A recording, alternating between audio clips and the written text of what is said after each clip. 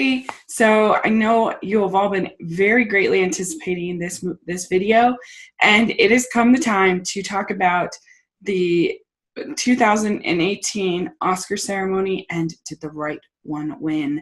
We're talking about the animated film category, and if you've been following my channel, you know that I did a whole series and leading up, I think, to 2017 awards, and then I did that one, and now I'm doing this one. So I have every single year that this award has been a thing, talking about a video, talking about my feelings about each of the nominees, and did I think the right film won. So this is going to be really exciting.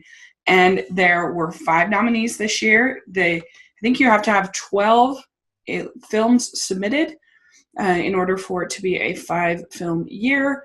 And this had way more than that. I think there were like 27 or something submitted. This year, I think it could possibly be a 3 nominee year, because there's not that many animated films compared to previous years. But hopefully we'll get over that 12 hump so that more films can get recognized.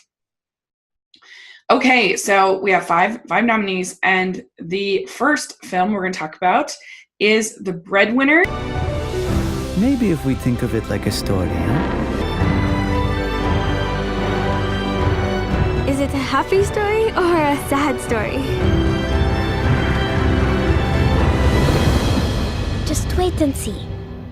Breadwinner is directed by Nora Twomey, and Anthony Leo is the co-director, and it's pretty amazing. She's one of the co-founders of Cartoon Salon, who they have like nailed it with every single movie they've made so far. They've been the Tom Moore movies, who I love him so much, and they've had a Celtic feel to them.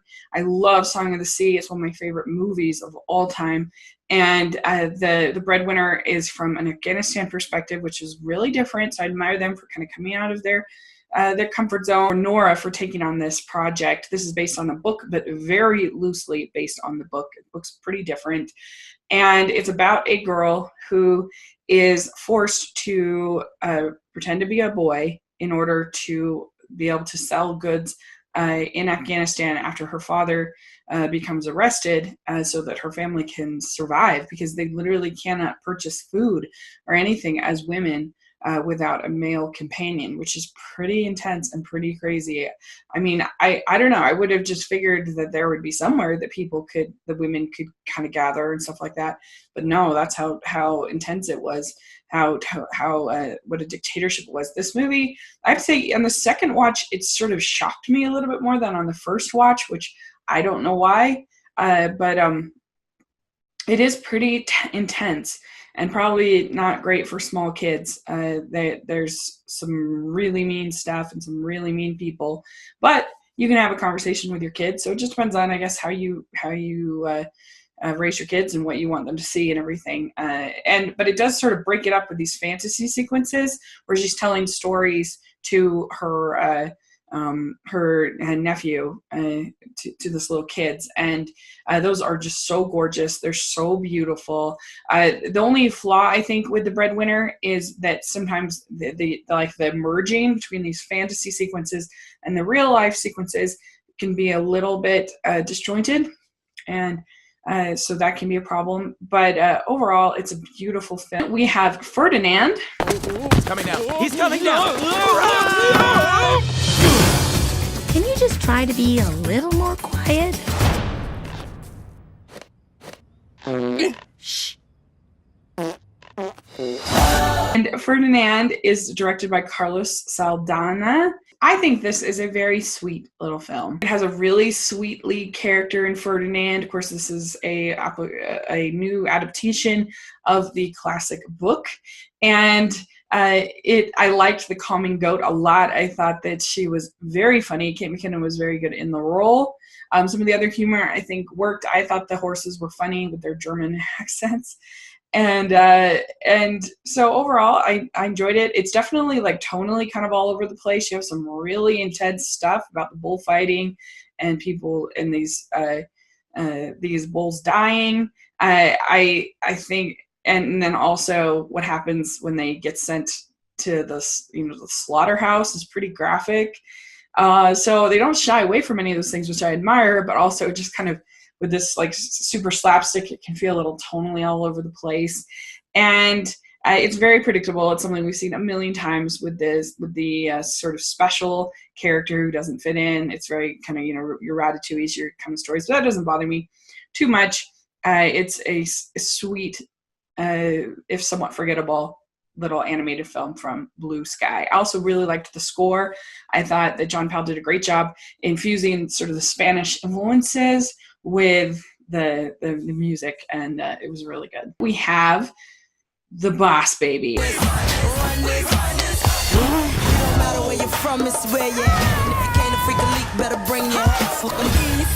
I don't wear nautical. Who's putting this thing on? What have you done to me? What's all the racket? Isn't he adorable? Oh, I've got one for you too. What? Bummer. Baby. I didn't like it when it first came out. I was shocked that it did so well. I just didn't think it was funny. A little bit of that, Alec Baldwin being this, baby Donald Trump went a long way for me. And I think it does have some nice sequences when you're in the animation, you're in the imagination section, but it goes completely off the rails in the last half when they're like, racing to the airport and there's this villain in Vegas. And I still think it's weird that like they bring up this idea of there not being enough love to go around, and the puppies are stealing the love. Like that is a worry that children have, but they never really resolve it, I think, in a satisfying way. And it's very strange. And I don't know, this movie just wasn't for me. I hated it even more on the second watch. Next we have Loving Vincent. I saw him once more after 2 years. He was calmer, more assured. He was mad. He was an interesting man. He was a genius.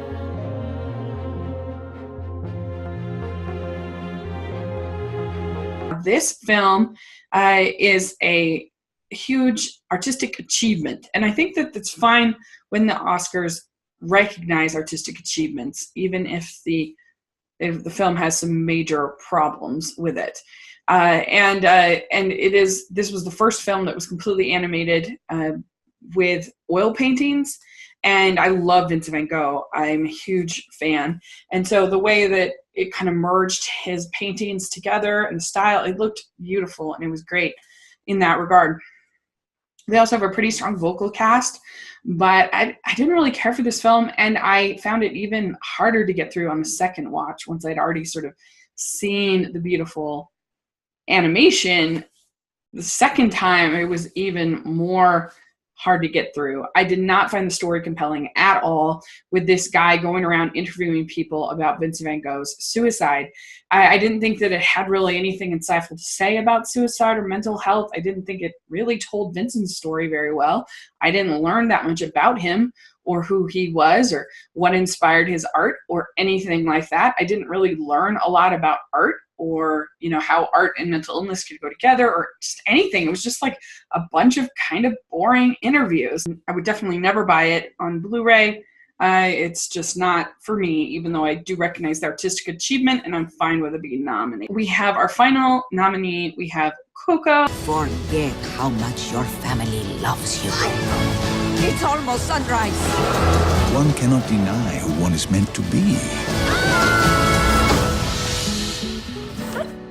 Achoo! I am terribly allergic. But Dante doesn't have any hair. And I don't have a nose, and yet here we are.